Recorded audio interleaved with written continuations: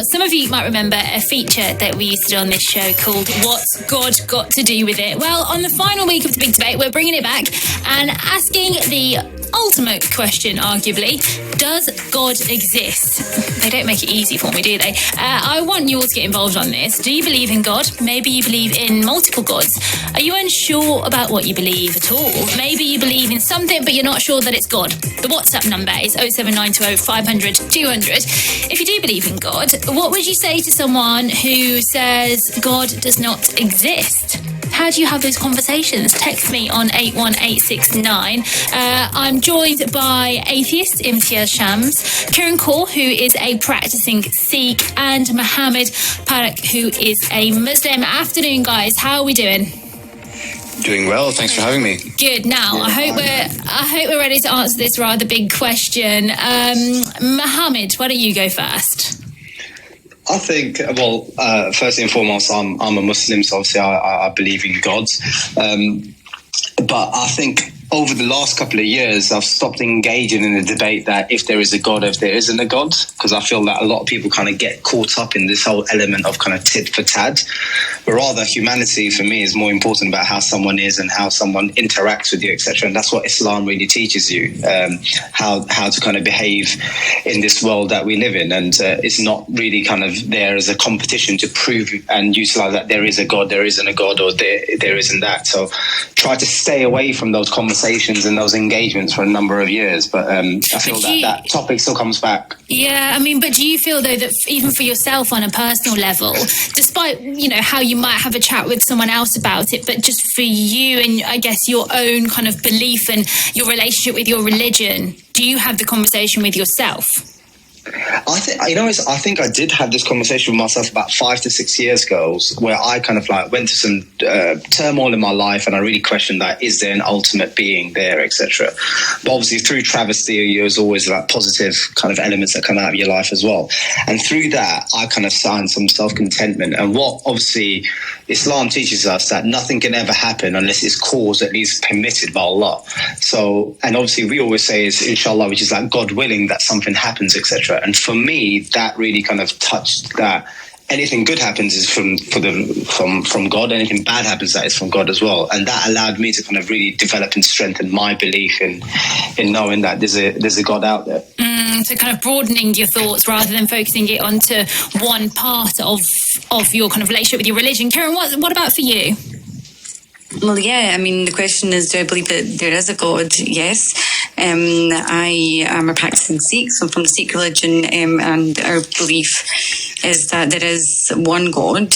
However, it's not really, I don't really see God as being like a human being or something like that. It's something that's very, it's like more of a real being, rather than being like an idea or some sort of concept. It's more about a kind of spiritual being in the ether. It's not like something that is tangible. Touching on the idea of does God exist, I was looking to, just before this debate, I was looking through different scriptures and things, and it's quite interesting in the Sikh religion is that through the different scriptures there isn't really any discussion about the proof of the existence of God. Mm-hmm. A lot of it is to do with the connection to God, through your mind and through meditation, and the kind of idea that you're born as a human being and this is your kind of chance to be reunited with God through meditation. So it's not really, I wouldn't really look at it as being do I think God exists? It's more about how do I connect with this supreme being, which is kind of everywhere. And just touching on what was said before about when you seem to rely on God a lot more is when you're going through turmoil in your life maybe, or you're anxious or something like that. It is kind of seen, for me personally, it's something that I can feel it brings me comfort. It's something that brings me kind of strength, and then that's how I kind of manifest it through that way. And to both of you then, and just before I come to Imtiaz, has your perception changed over time of your kind of belief in God, or in a God, or in some kind of something spiritual being there to guide you? Has that, be it through kind of a traumatic moment in your life, or just as you become more educated or read more scriptures, has that changed and shifted? Yeah, I think for sure, I can definitely say that myself, that I think when you're brought up as a Muslim, a lot of times, obviously, you're taught to do this and taught to do that, etc. And I think you probably find yourself as such. You come to a certain age where you start questioning elements of it.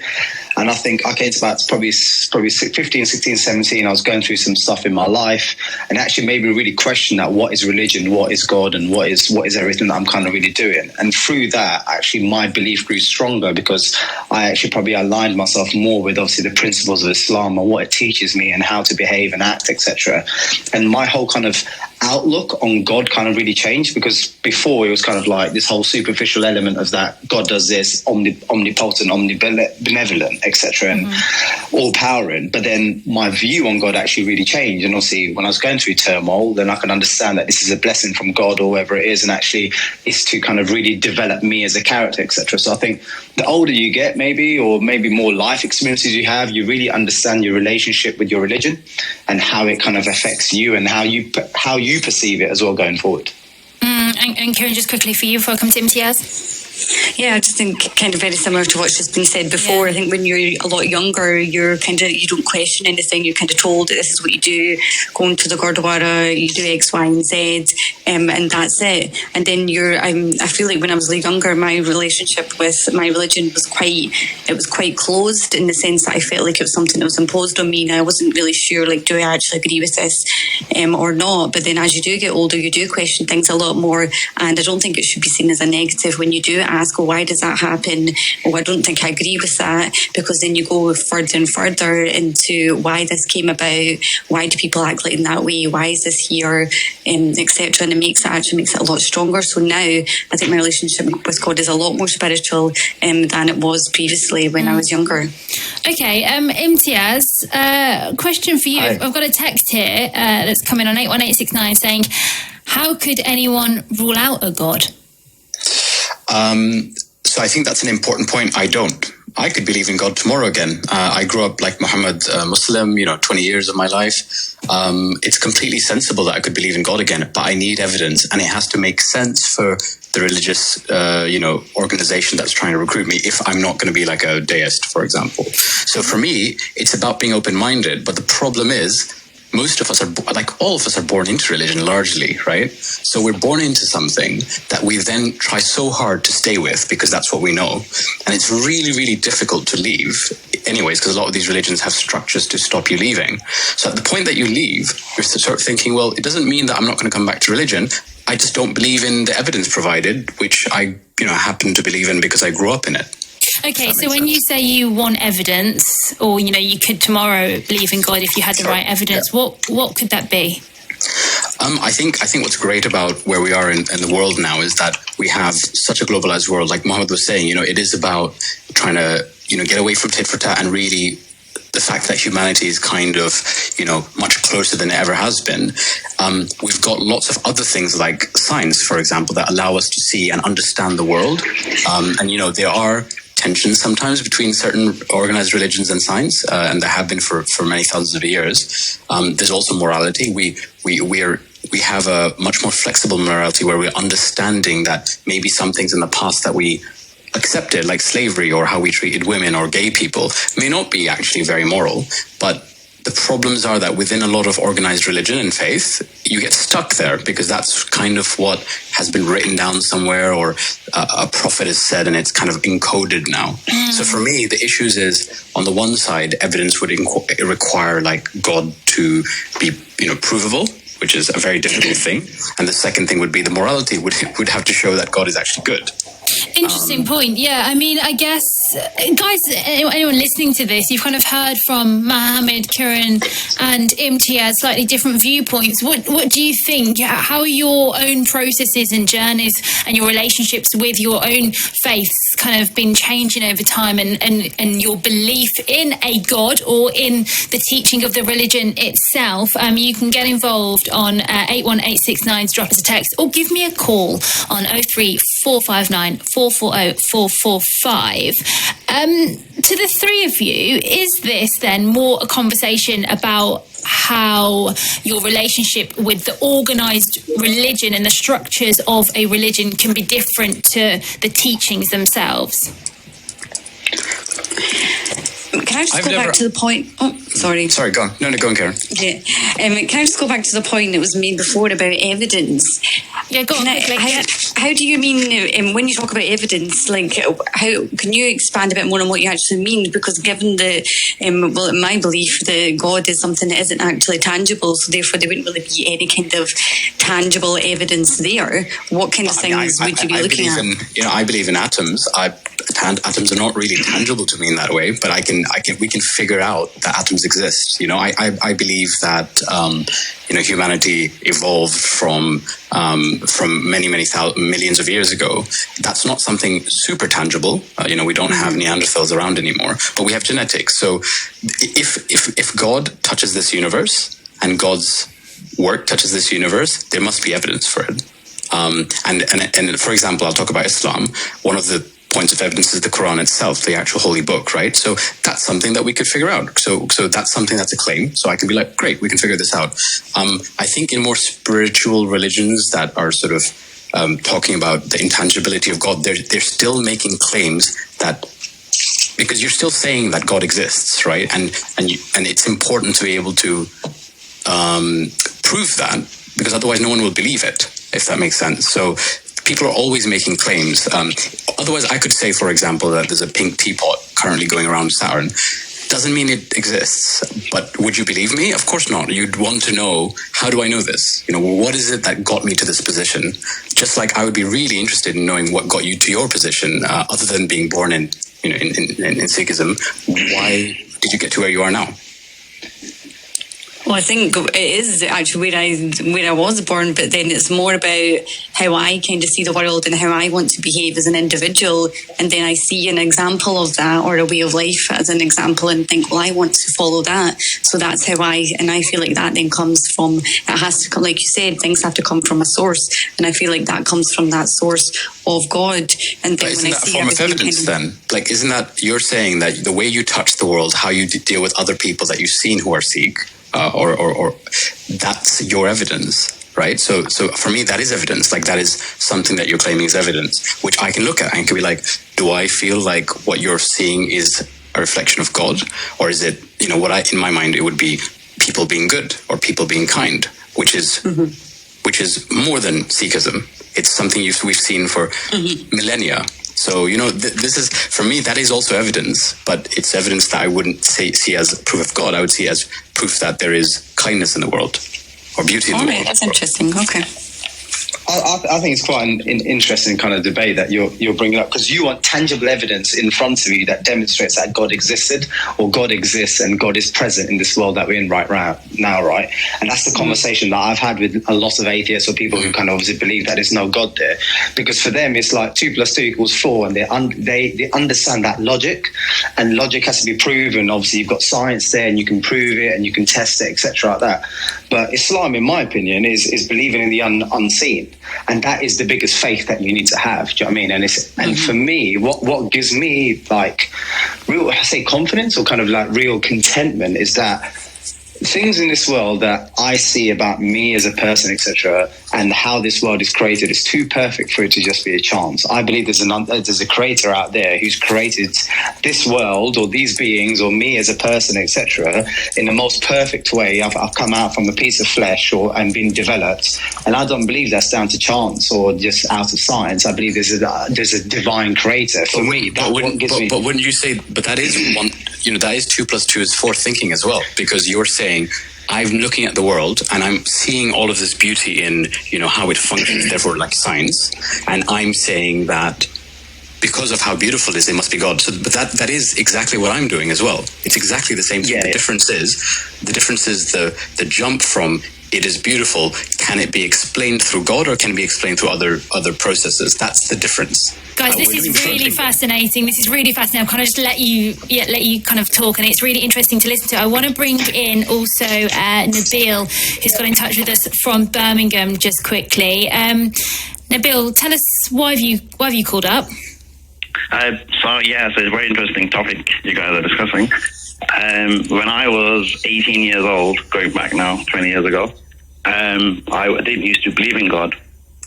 Even though I was born in a Muslim family, but we were never taught to think about the existence of God as a proof through proof.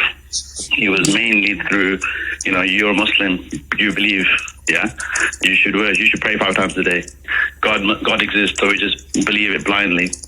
But it was only until I actually had to think about it and had to study objects and come to the conclusion that, look, things don't make themselves. Everything relies on something else for its existence. So the table, the chair that I sit at didn't make itself. It needed a maker. I myself can't create myself. I rely on someone else for my existence. So what about the first human being? He must have relied on someone for his existence. Or anything. I couldn't think of even one thing on this planet that makes itself. So where are you now with it? So now I through rational discussion, through rational thinking, I believe that God definitely exists and it's provable rationally. Because it doesn't make sense to say that, we just came from chance or we just came out of nowhere, right? There has to be, if you follow the chain, like, for example, planet Earth is a certain size, certain shape. You can't say planet Earth has made itself. It needs a maker.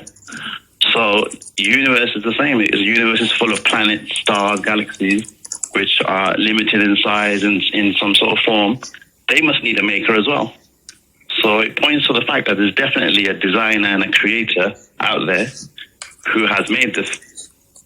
Imtiaz, I'm intrigued. Would you count that as evidence? I mean, I'm obsessed with paleontology, like dinosaurs and astronomy. I mean, I love that people like Nabil are excited about the world. And for me, growing up Muslim, I often relied on that as a way to kind of strengthen the beliefs that I had. The problem is, the more you study this stuff, the more that doesn't actually fulfill the beauty of the universe. In terms of things being made, for example, we don't know what's outside the universe. We don't even know if there is a concept of an outside the universe. We don't know if we know, for example, the Big Bang happened. So there was a point in the beginning, but was there a beginning before the beginning? Yeah, you talk about kind of universes and multi-universes and stuff, and it's maybe impossible for us to know. But the important thing for me is I don't then jump to saying, well, because I can't find out, or maybe I don't know, God must exist, right? It's that jump away from the beauty that we can see to therefore God must exist. It's that jump that I don't think there's enough evidence to make with what Nabil is saying, respectfully. But I also just love that there's people like Nabil and myself and Mohammed and Kieran here who can have this conversation. It wasn't very easy if you're from a Muslim background to have these conversations 6 years, 7 years ago. You'd get shunned. Lots of people like myself got shunned. We got kicked out, things like that. So I'm also just really quite happy with this last big debate that we can have these conversations, and we can be respectful and really look up at the universe and wonder and make our own conclusions from it, No, I absolutely agree, and that's why I've kind of enjoyed sitting back and letting yourselves discuss. We've had a few messages here. So Han has sent us a text saying, I was once asked if I'd feel stupid if when I die trying to lead my life as a good Muslim if there was no God. My response was, I'd rather take that chance than die having been a bad person and then having to face God. Plus, how many people who don't believe in God ask God for help when they're in trouble? That's really interesting. Ricky's got in touch with us from Ilford. Hi, Ricky. How you doing? Hi, not too bad, thank you. How are you? Yeah, I'm good. Does God exist? I believe so, most definitely. I was just saying to a friend not too long ago, we were actually on this debate as well, whether or not God actually exists or not and what he believes. And, I was kind of saying, well, if there's a painting, there has to be a painter, right? And if there's, whether you want to put it in terms of science, whether we want to put it in terms of religion, we use the word God, but in science we could use the term, the Big Bang theory, or a creative sound, or a creative sound that I believe is that is the world is kind of like. It's the creative sound is what the whole world was made from. I believe that. I believe it's kind of like it is science, and that's why I do believe that there is a God. Ricky, would you believe that God is a creator then? Because you're saying everything must have a creator. So if God is is the creator of where we are? Does God have a creator? Yeah, I would actually believe that. Yeah, I believe strongly that, it's very non-Islamic. Okay, I didn't expect you to say that, because religiously, like Islamically, one of the most fundamental tenets is that God doesn't have a creator. So that's interesting that you believe that. God doesn't have a God. I know God doesn't have a creator. But why not? If you said that everything has a creator, doesn't God have a creator? Well, I respect everybody for their beliefs. If you believe that, then I respect that. But personally, I do believe that, Can I ask then, I guess, which is maybe the point we're trying to get at, is, or what I'm intrigued by listening to you, is the search for the answer, the kind of the need to know. Why do we have a need to know, to all of you? I think in order to Kieran, go on. I think in order to, like, for some people, in order to make sense of everything that happens around us, in order for us to cope with everyday life, or certain situations that are flung our way that we have no idea how they came about. So, for example, I don't know, like some sort of like natural disaster that's happened that you can't explain as to why that's happened to you as an individual, then yes, you do feel like you need to have this kind of this thing in your head where you're like, it's okay, this has happened for a certain reason, and it is seen as like a coping mechanism, and it is seen as something, well, there is something out there that has a plan, so therefore it's okay because this will help me. And I think that's a massive part of religion and spirituality, is having that kind of mindset in order to even live like day-to-day life and to make sense of anything like kind of quotation marks bad that happens to you. But I just wanted to say just before, I think it's quite interesting the fact that all of us, everyone in this call, it does have a kind of belief, and that's a belief whether you do believe in God or a belief that you need kind of proof or existence in order to like accept something or not accept something. So I think that all kind of ties in together. Mohammed, can I just read a message to you? Perhaps you can kind of react to it. It says, great debate. I'm a non-believer, or someone who is disappointed with God. If there is one, why is there so much bad stuff in the world? For example, children who suffer, who are pure but suffer so much pain, especially when people say God basically makes everything happen. Maybe an idea to scare people as well. This is, it's called the Threefold Dilemma. So it's like, if God is omnibenevolent, all strong and powerful, but is omnipotent also, omnipotent, strong and powerful, omnibenevolent, all loving, why is there evil and badness in the world? And I truly kind of, that was one of my key questions that kind of made me question religion initially before, when I was a bit more younger. And I just feel that's a decree of God. And basically there's good and bad that happens in the world. By the end of it, we're judged upon those actions, and that goes through at the day of judgment. And that kind of gave me the answer that I wanted. It still doesn't make me feel comfortable that there's still bad stuff going on in the world, and some people obviously suffer from that. But I feel there's a positive and a negative to it, and I feel that God has kind of created this universe in a perfect way, and I feel that one day we will get that answer. I can't answer it right now, but a lot of people sadly see that as a super negative and feel that God can't necessarily be omnibenevolent if he's allowing for kind of bad things to occur in the world. How would you, Imtiaz, react to that same question? Has that kind of been any part of your kind of deciding factor? Yeah, it was an important one. I mean, because, you can argue that if humans are unkind to humans, well, humans have free choice, right? So that's not God's responsibility, really.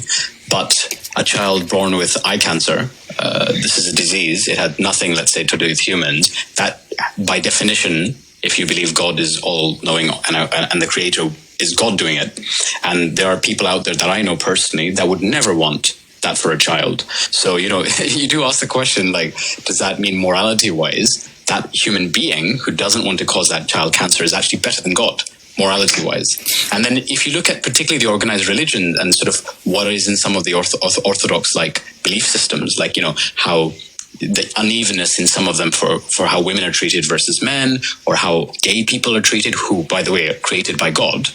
We know for a fact that gay people it's not a choice, right?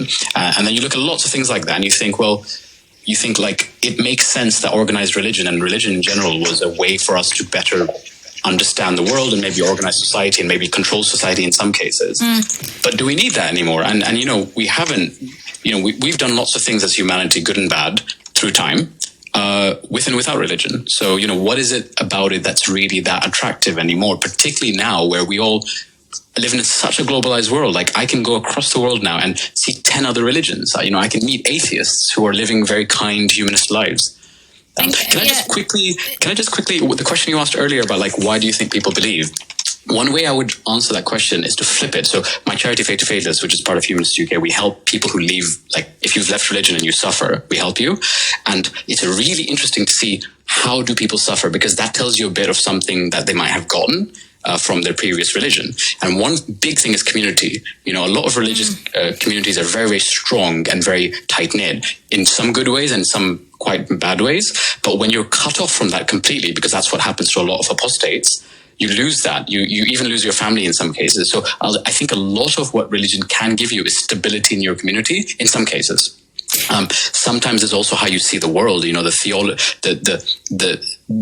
being told that the universe is in a certain way is helpful, because otherwise you have to learn stuff. You have to like figure things out, and it's quite tough to try to think. And I guess, Imtiaz, for some people, kind of, the thought of approaching it without the guidance of religion for some people might be quite tricky. Kieran, Mohammed and Imtiaz, and to everybody who got involved, really appreciate it. Very fascinating. Final message here from Sikandar says, believing in God is a leap of faith. If it was provable, you'd have no choice to believe it. God says you'll be rewarded for believing in you. Faith is important. Help us all have good relations. Thoroughly enjoyed